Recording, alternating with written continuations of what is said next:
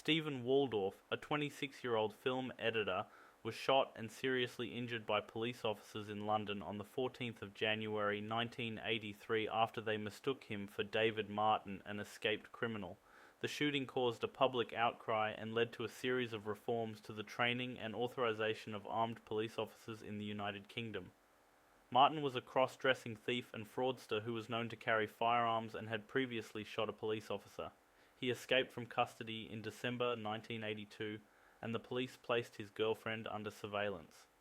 On the day of the shooting, they followed her as she travelled in a car whose front seat passenger, Waldorf, resembled Martin.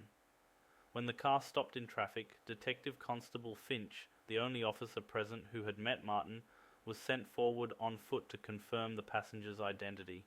Finch, an armed officer, incorrectly believed that Waldorf was Martin and that he had been recognized. He fired all 6 rounds from his revolver, first at the vehicle's tires and then at the passenger. Another officer, believing that Finch was being shot at, fired through the rear windscreen. As the passenger slumped across the seats and out of the driver's door, a third officer, Detective Constable Jardine, opened fire.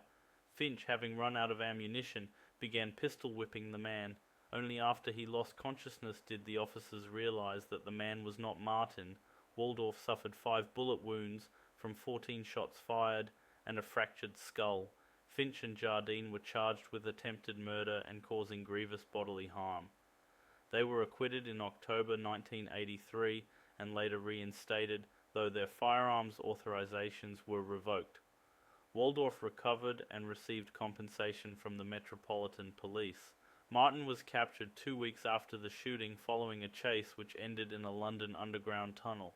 The incident became the subject of several documentaries and was dramatized for a television film, Open Fire, in 1994. 2 months after the shooting, new guidelines on the use of firearms were issued for all British police forces. These significantly increased the rank of an officer who could authorize the issuing of weapons. The Deer Report, published in November 1983, recommended psychological assessment and increased training of armed officers. Several academics and commentators believed these reforms exemplified an event-driven approach to policy making and that the British police lacked a coherent strategy for developing firearms policy.